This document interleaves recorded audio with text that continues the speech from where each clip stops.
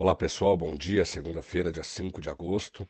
A semana tinha poucos indicadores relevantes no radar, mas já começa bastante movimentada. Isso porque, em âmbito internacional, a Bolsa de Tóquio, que já havia caído mais de 5% na última sexta-feira, caiu outros 12%, né, no pregão desta segunda-feira. Os mercados asiáticos já estão, na maioria, fechados. Nós tivemos um impacto muito grande, né, principalmente no Japão.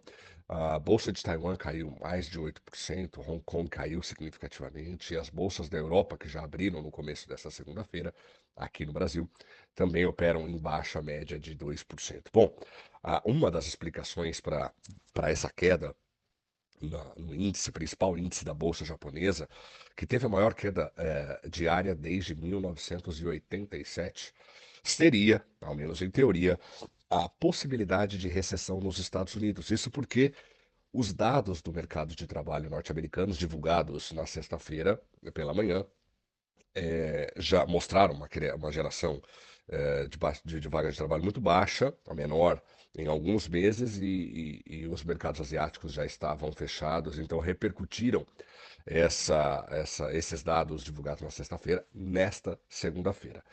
Ah, Porém, quando a gente olha para a Bolsa do Japão, a gente tem, o Banco Central japonês tem operado algumas altas de juros, algumas elevações da taxa de juros por lá. Subiu, inclusive, dias atrás, a taxa de 0,1 para 0,25%. Parece baixo para um país como o nosso, cuja taxa básica de juros está em 10,5%, mas é uma taxa para patamares japoneses ali elevada. Então, isso por si só já tem promovido uma valorização da moeda japonesa, o iene, e já tinha provocado uma queda, como eu falei anteriormente, de mais de 5% na bolsa japonesa. Então, as reais motivações, né, o que tem levado essa queda generalizada nos índices acionários asiáticos são variadas, né? Não é só a questão dos Estados Unidos. Eu explico por quê. O índice DXY, que é um índice que mede o comportamento do dólar em relação a uma cesta com seis moedas fortes, continua caindo. Caiu fortemente na sexta-feira e continuou caindo nessa segunda-feira. Um indício de que não necessariamente essa queda foi provocada pelo medo de uma recessão nos Estados Unidos. Eu não estou dizendo que isso não está no radar, está de fato. O mercado de trabalho americano está desaquecendo e o risco de uma desaceleração um pouco mais forte a partir do último trimestre deste ano, por exemplo, está no radar. No entanto, seria um erro a gente atribuir essa queda da Bolsa Japonesa exclusivamente a essa questão norte-americana. Bem, então, prosseguindo aqui com a agenda de indicadores, né? A agenda um pouco mais fraca do que foi a agenda da semana passada, mas já com bastante movimento, né, no mercado financeiro e no mercado cambial, em função desses dados muito ruins vindos das bolsas asiáticas. Bem, ao longo da semana, só para continuar aqui em âmbito externo, a gente tem a leitura definitiva dos índices de gerentes de compras, os chamados PMIs, referentes ao mês de julho. Não deve ter muita novidade em relação a isso. Os dados são ambíguos, mas chama a atenção a forte deterioração da economia alemã, que tem puxado a zona do euro, os dados da zona do euro para baixo como um todo. Então vamos verificar os dados definitivos. Normalmente eles não descolam tanto dos dados preliminares, que já mostraram uma situação muito difícil na Europa.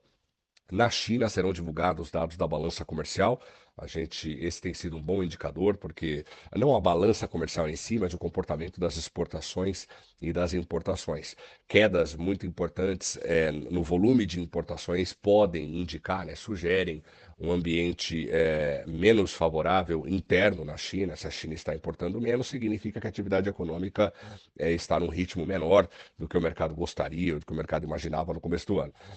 Por outro lado, as exportações, se elas caem muito, elas mostram essa perda de dinâmica, né, essa perda de ritmo da atividade econômica na Europa, ou mesmo nos Estados Unidos, como a gente discutiu no começo desse áudio aqui. Então, os dados da balança comercial chinesa serão muito importantes para a gente verificar, né, o termômetro tanto da economia doméstica chinesa, né, quanto da economia global, né, a partir dos dados de importações e exportações. E, por fim, ainda lá na China, tem dados de índice de preço ao consumidor e ao produtor. Também dois indicadores que têm servido como termômetro da atividade econômica chinesa.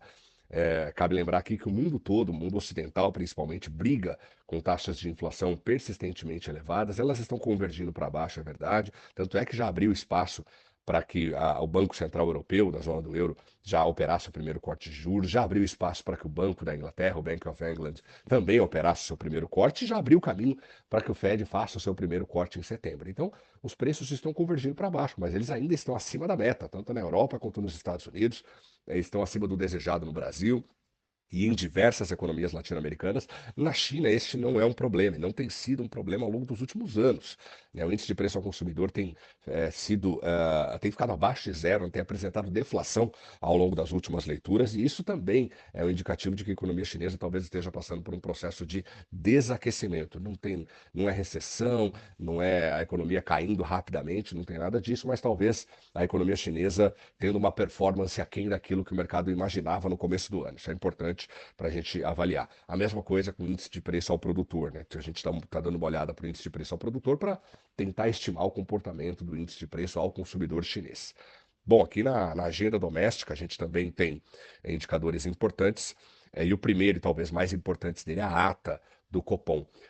O mercado reclamou que o Copom, injustificadamente, de novo, diga-se de passagem, reclamou que o Copom não foi tão duro quanto deveria. Ora, se as condições pioraram tanto, né, da penúltima para a última reunião do Comitê de Política Monetária aqui no Brasil, por que um comunicado tão brando? Eu não vi desta forma, eu acho que o comunicado foi até duro, inclusive a taxa de juros em 10,5% dá essa margem para o Copom não precisar fazer comunicados tão duros quanto o mercado gostaria, por exemplo, mas esse comportamento do mercado tem sido, como eu já disse, injustificadamente, muito desproporcional em relação ao comportamento do Copom. Bem, vai sair a ata e dificilmente a ata vai trazer um teor, um tom de voz muito mais agressivo, muito mais forte, agressivo não, muito mais conservador do que havia sido, do que foi o comunicado, né? Porque o mercado está falando, bom, talvez a ata dê mais detalhes. Não vai dar mais detalhes, esse é o papel da ata, explorar melhor o que motivou a decisão do comitê, mas não vai mudar muito o tom de voz, né, o tipo de comunicado, o tipo de abordagem que o Banco Central já fez lá no comunicado. Mesmo assim, é um documento importante. Bem, além da ata do Copom, a gente vai ter a divulgação de uma bateria de indicadores de inflação.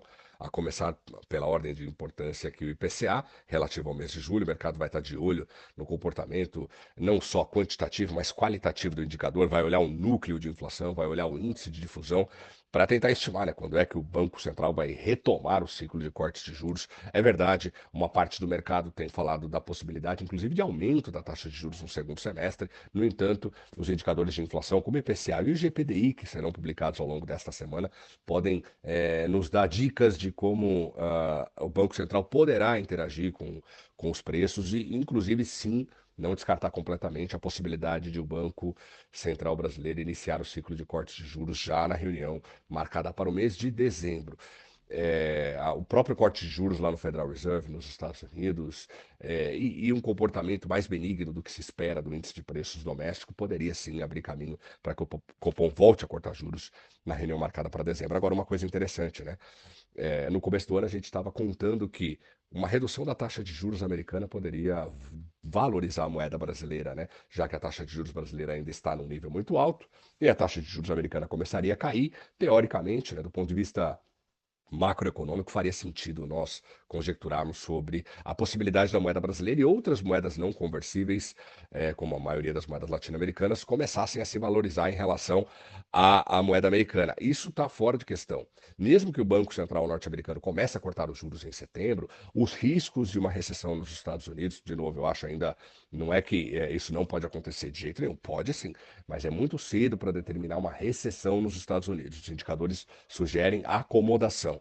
Assim que os dados sugerirem uma queda mais pronunciada, uma recessão, volto aqui para falar. Por enquanto, são especulações, mas como as taxas de juros americanas respondem a um eventual processo de recessão nos Estados Unidos, isso aumenta a aversão ao risco do mercado e pode fazer, inclusive, a moeda norte-americana se valorizar em relação à moeda brasileira. Inclusive, essa segunda-feira deve ser um dia marcado por bastante turbulência no mercado cambial e, apesar da queda robusta do DXY, a gente pode ver mais um movimento de desvalorização da moeda brasileira. É isso, qualquer novidade, a gente traz aqui mais áudios, mais comentários, publica no LinkedIn, nossas redes sociais, no site da Análise Econômica. É isso, pessoal. Um abraço e excelente semana para todos.